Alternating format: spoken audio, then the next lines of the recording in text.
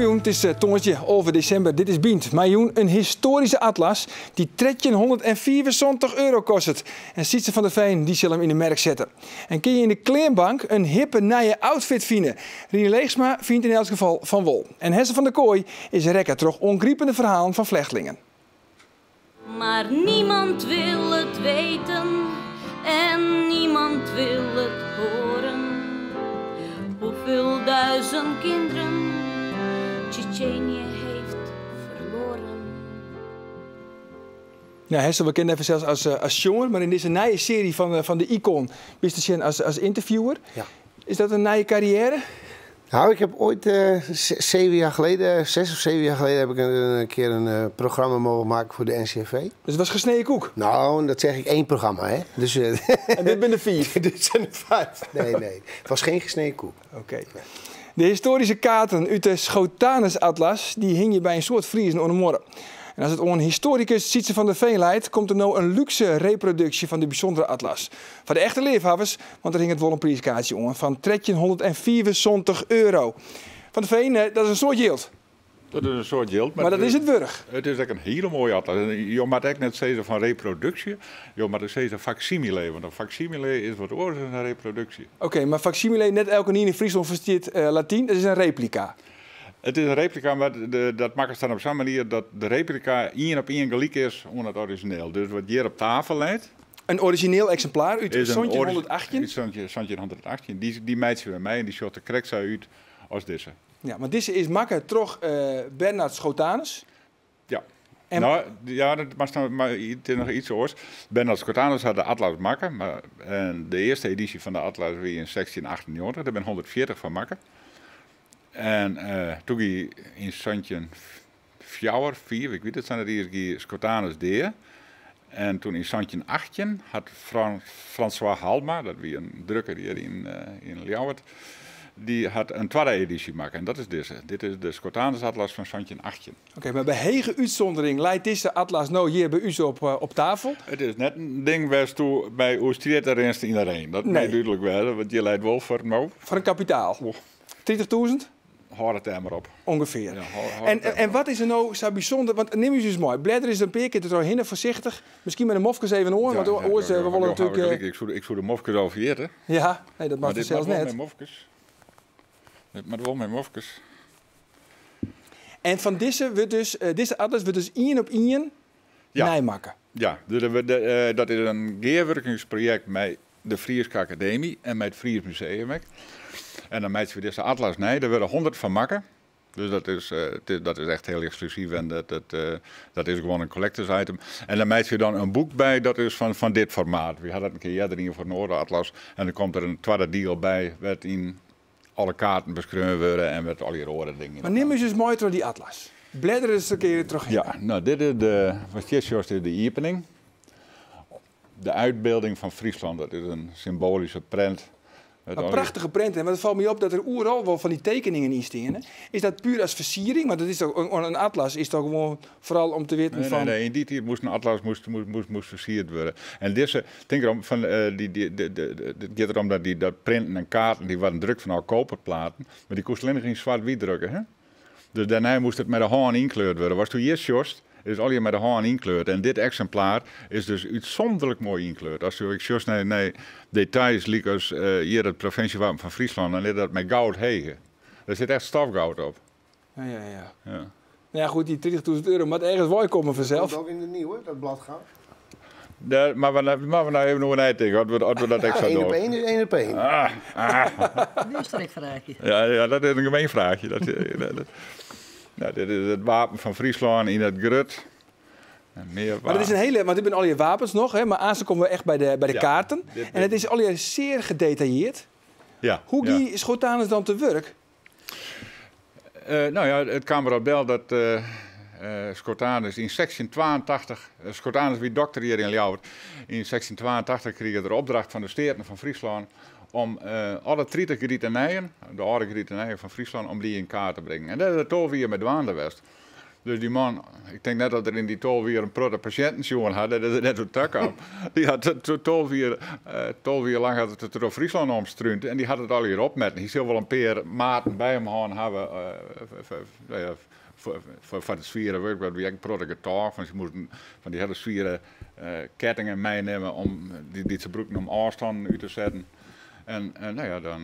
Maar hij wie wiskundig onderlijn dus? Ja, het wie een man met een hele goede wiskundige onderles. Ja. Let nog even wat kaarten, Sjem. Wat denk je dat uiteindelijk op? Ja. Wacht, ik wil even... Nee, van mijn naam deal nevens mij, hè? Ja. Je had er één uitpikt. Ja, die wil ik even zien letten. Ja, dus ik ben alweer wat vergelijkbaar, maar dit is gewoon een mooie kaart. En wat maakt deze kaart zo speciaal voor jou, vind je jou? Nou, net zozeer om mijn naam, want ik weet net zo heel veel van mijn naam. Ja, ik weet wat mijn naam leidt, ik ben er wel eens west. Maar het is gewoon een mooie kaart. En hier is hier echt mijn goud hegen. Hier dat detail van het wapen hier. Ja. En wat hier is juist, hier is juist een soort laamjetterke hier, dat mandje hier naast. Ja. Dus dat is een soort symbolisering van het werk dat er dien was. Maar dat is Schotanus dus net zelf? Nee, dat kunnen we net zeggen dat dat Schotanus zelf is. Nee. Maar dat Schotanus had wel zo wat zoiets, jongen. Zei je, ja. Daar rechts onder in de hoeken, dat is dus die loomjet. Ja, maar en deze details, die versierings die hierop zitten op die kaarten, die ben ik heel uitzonderlijk, omdat ze makkelijk binnen terug, dat ben hele bekende graveur of hele bekende tekenaars uit hier. Dat ben Heid en zoon Jan en Caspar Luiken. Dat wie de top zou worden in die tijd, zo op het einde van de 18e eeuw. En die hadden al die kaarten van Friesland hadden versierd. Maar het is dus echt, want een replica wordt er maken van deze atlas. Ja. Tretje €174. Wat voor mensen kopen die atlas, denk je? Dat moet wel een echte leefhebber wezen dan. Dat ben echte leefhebbers, ja. Als je daar ben ik instellingen die dit keer hebben. Van dat gaat verder uit Friesland. Daar ben ik wetenschappelijke bibliotheken in de noorden delen van het land. En ik in het buitenland die wel zo'n atlas hebben willen. En als ze die hebben willen, want waar moeten ze dan naartoe? Hoe kom je erom? Dat is te bestellen bij uitjouwerij Asia Major. Oké, het komt nou onder in beeld te staan, denk ik, de website. Asia Major. En dan als mensen dus de atlas graag hebben willen, de replica, dan replica, mag ik net zeggen, hè? De facsimile. Excuus daarvoor. Waarom wordt leerd, dan kun je daarop zien. Ja. Dadelijk weer een fabrioke uit de Zo'n Sterren-serie. En Joert ben we in de Jeddere Mienstad Bergen in België. De komende weekend in actie komen van de Etensbank. Maar Rini Leegsma zet haar al vol langer informatie, maar met een beetje yield. Want ze had een kleerbank opzet in Serhuisterveen. Ja, Rini, waarom een kleerbank opzetten? Want soort mensen denken toch van, wat mat ik daar? Zitten daar wel leuke kleren tussen? Er zit een hele prut leuke kleren tussen. Ja? Eigenlijk slag je ze al wel. Dat is zo? Ja. En als je een klein binnen de bent, was gewoon en hoor ze binnen wel lekkers of handdoeken of... Nou, ik kan het gek niet opnemen of het is er wel. Maar herinner je er wel eens zien dat mensen die het zijn vaaroordeel, hè? Jawel, ik heb wel mensen die het... Zo, ik heb een tweedehands kledingwinkel, daar ben ik mee begonnen. Toen heb ik in 1 april heb ik de kledingbank opzetten. Dus en dat heb ik maar terug de winkel heen om bij de kledingbank te komen. Dus herinner ik altijd mensen bij mijn winkel om. Dan krijgen we heel vaak het verhaal van, nou, dan gaan ze naar een kledingbank en dan zit er een dure auto voor de deur. Maar de mensen vieren heel vaak dat de mensen van de voedselbank echt net een dure auto hebben, maar dat ze gewoon mij rijden. Ja. Mijn kennissen, of mijn familie, of mijn vrienden. Dus vooroordelen ben er een hele prutte. En er is een soort flat van, ik is serieus te vingen. Een hele prutte, want we zitten nu op 100 gezinnen die we helpen, dikke 100 gezinnen. En een van die gezinnen is de familie Severin? Ja, klopt. Wat is dat, wat ben dat voor mensen? Ja, er zijn hele enthousiaste mensen, die hadden heel blij binnen en die hebben altijd een sluikje. Anja en Kok. Kok, ja. Anja en Kok. Nou ja, wij gingen met styliste Lisbeth Rulman met Anja en Kok naar de kleerbank. Ja.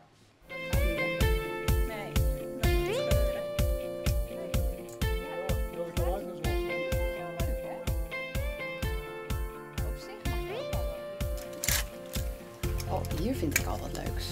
Kijk eens. Dit is een mooi plaatje, zwart.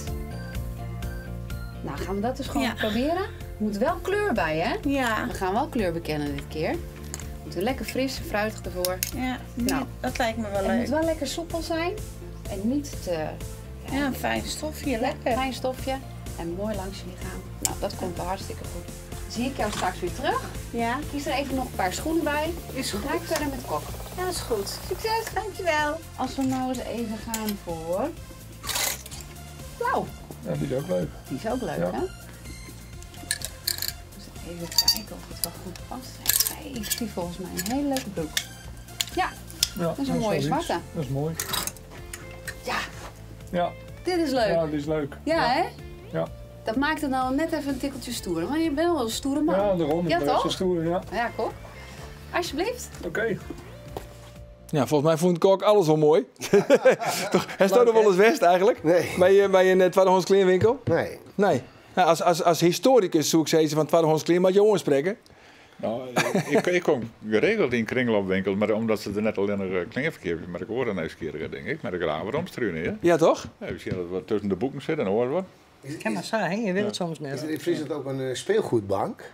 Ik heb er ook wat beaters voor bij, maar je hebt wel jongen. Het is een beperkte ruimte. Het is net maar je net een hele grote ruimte voorstellen, dat is gewoon net zo. Dus we moeten eigenlijk heel praktisch het spul in de rug zien. Want in Haarlem hebben ze een speelgoedbank.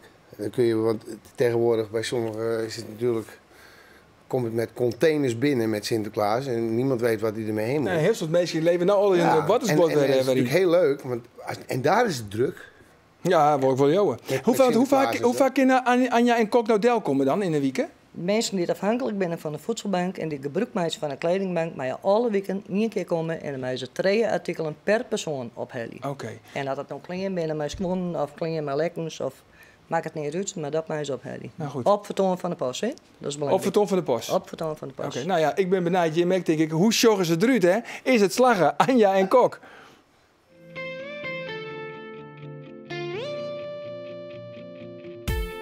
Ben je klaar, ja? Ja hoor. Nou, mooi. Prachtig. Zou je er nog een paar schoenen bij willen? Hé, te gek. Mooie schoentjes. Ik zie hier nog een leuke armband. Pas leuk bij je vest.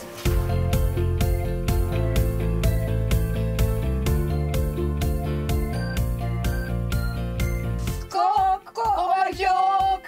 Oh, weet ik dan. Nou, gaaf. Blitz. Leuk, hè? Zo, mooi. Nou, wat vinden jullie daar nou van? Ik moet eventjes wat herstellen hier zo. Even. Ja, En knoopje dicht zo. Prachtig. echt te Machtig gek. mooi. Ja. Ziet er Leuk, mooi hè? uit. Wat vinden jullie van elkaar? Waanzinnig. Ja, ik vind het voor jou ook wel gaaf.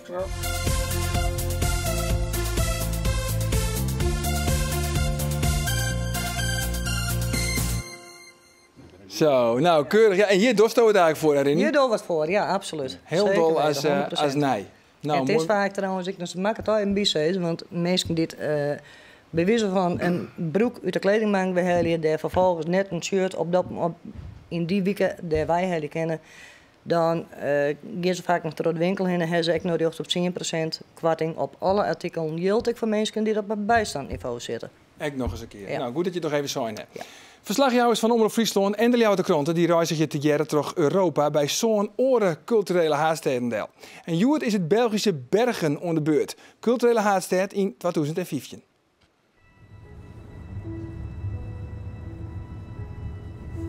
We rieden naar Lieds dorpjes aan jaloere rieden van de stad Bergen, Mons in het Frans.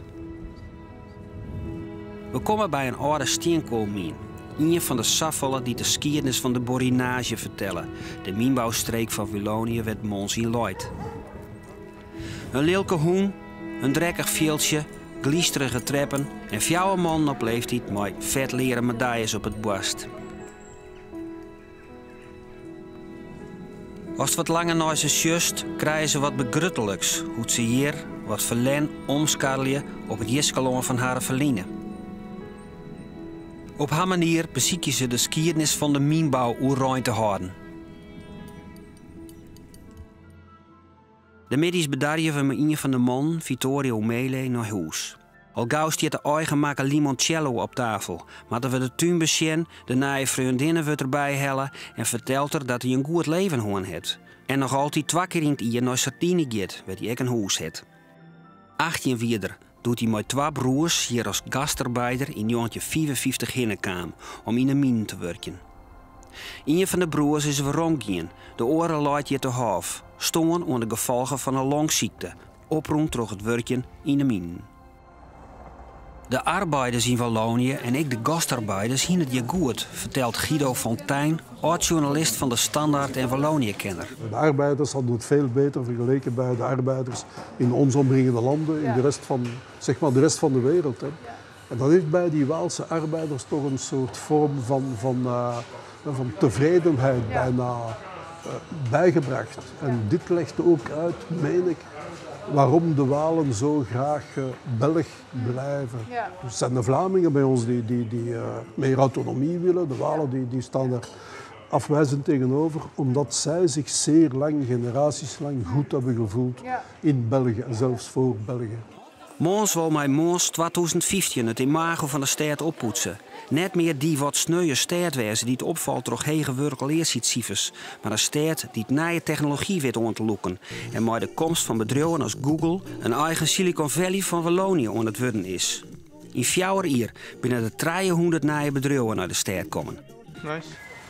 Mons heeft het programma van Mons 2015 klaar. Midden in de stad wordt er nog werken aan een groot kunstwerk. Burgemeester en oud-premier Elio Di Rupo, ik een zoon van een uit Italië emigreerde mijnwerker, verwacht het dat een jaar-lang culturele haardstad van Europa de stad een soort goeds brengen zal. Voor mij de beeld, de imago van de streek, van de Mons, met de culturele hoofdstad van Europa, zal veranderd. Ja. En dus voor investeerders is heel belangrijk om te gaan daar waar zijn positieve zaken. Ja. Dus is een verandering met de verleden tijd. Dus ik wacht veel zaken, in het bijzonder op economisch en sociale vlak. Ja, dit wie een kwarte keervetting. Na een weekend dan is de volslijnde documentaire te zien bij Omroep Friesland. Hester van der Kooi van Skielge had de Arone Weekend bijzondere gasten door de Vlierhoorn in zijn café De Groene Weide. 4 vluchtelingen vertelden en zongen over haar emotionele reis naar Nederland. En de Icon die maakt er een televisieserie van die bij de criisdagen te zien is. Dat klopt het, hè? Ja. Vraag Ian, hoe komen ze bij die te lonen? Dat is een goede vraag. Ja, dat vond ik heel weg. Ja, ik heb geen idee. Nee? Nee, ja, wat ik begreep is dat ze zochten naar echt een zwaar contrast met de gasten. Dus zoals iedereen misschien wel weet, ik ben onder ideale omstandigheden groot geworden. En ik heb een prachtige mooie manier om mijn eigen muziek te maken. Maar waarom zou je ik ben Grutbocht onder ideale omstandigheden? Vanwege het eiland? Als je op de Schelling geboren wordt en je groeit daarop, ik kan me geen enkel andere plek voorstellen waar het bijna zo ideaal is als daar. Voor kinderen, hè? En ook voor mensen die daar een goed broodje verdienen. Ja, het paradijs. Ja, paradijspanen, ja. Hey, en de Hestemeisje song, maar die vluchtelingen, 5? Ik heb niet gezongen, hoor. Nee? Maar zij hebben wel zong. Zij hebben gezongen. En de Hestemeisje praat? Ja. En een van haar is Louisa uit Tsjetsjenië. Ja. Zou je een stukje? Ja. Mijn stad was verwoest door de laatste steen. Er was gewoon niks meer. Waarom moet men zoveel mijn volkje haten? Het is zowel verleden tijd als werkelijkheid vandaag. Geluiden die me wekken uit mijn dromen. Het kreunen van de stervenden onder het puin vandaan. Gevoel van onmacht nauwelijks in te tomen. Ja, ze zong voor die en het is meteen dus emotioneel. Ja, dat is een van de heftigste, moet ik zeggen, hoor. Zij is ook met haar man een klein kindje op de rug gevlucht. Uit Tsjetsjenië hoor? Ja, dus als je dat verhaal hoort, dan loopt... Want wat is haar verhaal? Wat is haar situatie? Ja, doe even de highlights, de peer-highlights. Ze zijn 3-4 dagen onderweg geweest om überhaupt weg te komen. En, ze moesten weg. En, want waarom moesten ze voort? Om politieke reden. Ja, politieke reden. Niet zozeer om de muziek, maar om de politieke reden. Ja. En dat is heftig. Ja. Zeer heftig. Want is nog iets, wat komen ze tjen? Ja, weet je, als ze vertellen dan in hun reisverslag dat ze 's nachts met guren en ontij koud met een wrakke lek rubberboot een rivier over moeten steken met een kindje van 1,5 op je nek. Moet je je voorstellen wat dat... Ja, daar kunnen wij ons helemaal niks bij voorstellen. Nee. 0.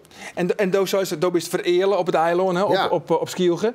Ben zij ook verelen op Hardenheidlongen, gewoon op Tsjetsjenië? Hij zei diezelfde gevoel? Nee, kijk, zij hebben natuurlijk een heel andere emotie als herinnering. Totaal andere... Ik bedoel, als zij zingt een liedje dat gaat over hoeveel kinderen Tsjetsjenië heeft verloren. Hè? En ik zing een liedje... over dat ik door en door verwend ben dat ik op de plek waar ik nu woon ben geboren. Dat is natuurlijk een totaal andere wereld. Eigenlijk 180 graden andersom. En hoe is het dan voor jou om dit zo te interviewen? Ja, ik wist me er ook niet zoveel goed van voor te stellen. Maar voor de 90% van de Nederlanders is een vluchteling toch wel wat een abstract ding. Iemand in een opvangcentrum, die heeft meestal een capuchon op. Die gaat naar het washok of zo. Of die heeft meestal een joggingbroek aan. Dus dat zijn... Dat wie die een beeld van een vluchteling. Dat is wat je ziet en dat is wat je tegenkomt. En nou, als je dan met ze spreekt en met mensen die hier al een tijdje zitten... Heftig. Ja, zij hebben haar een heidelon verlitten. Ja. Kun je er iets bij voorstellen om Skielge ooit te verlitten? Niks. Dan zou je gelijk abrupt heimwee krijgen. Nou, heimwee, het is zo onvoorstelbaar dat je er ook niks bij voor kan stellen. Dat is het rare. Dat je... Moderne mensen, zij is een hartstikke moderne vrouw, dat die met haar gezin moet vluchten voor, god weet wat, voor idioten. Dat is de gitaar op skutten, want hij heeft een versje skreun. Ja. En dat is skreun over Skielge. En dat is de broek van het programma. Ja. En dat past er heel mooi bij. Ja, dat was toeval. Ik had hem net 3 weken ervoor gemaakt voor de EO. En dan zat ik in een programma, moest ik een ode schrijven aan de Schelling. En ik heb nog nooit Nederlandstalige liedjes geschreven. Ik heb alleen maar Engelstalige liedjes gemaakt. Dus ik moest voor het eerst een Nederlandstalig liedje schrijven. En dat hebben ze dus gedaan. Nou, een primeur. Primeur. Een klein eiland aan de Noordzee, een zandplaat op het wat. De wind die houdt me uit mijn slaap als er gieren buiten huilt. Het stuifzand 's nachts zijn gang gaat, de zee woest golven loslaat. Dan schreeuwt mijn hart verliefdheid uit, terecht. Kan ik mijn vrijheid goed omschrijven, volg ik mijn gevoel genoeg gezegd.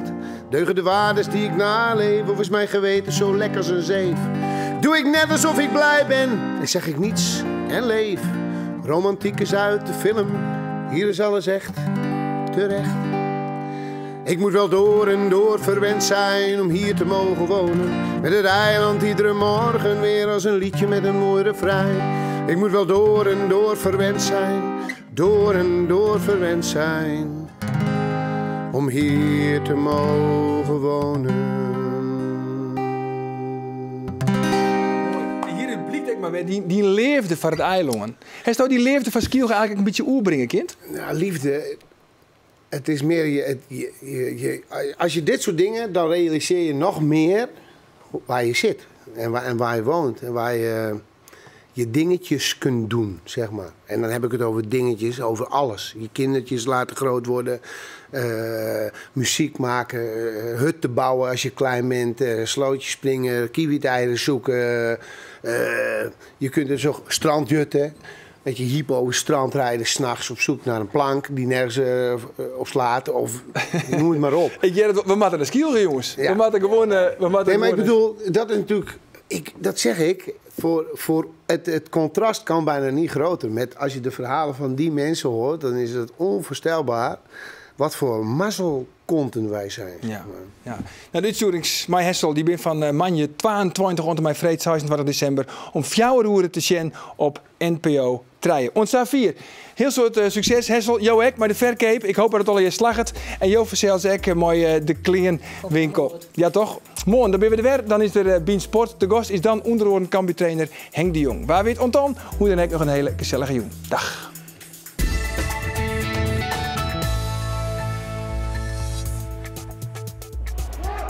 Kom op! Zit dus verdomme ik net maar, jong. Sorry, ik moet net vloggen.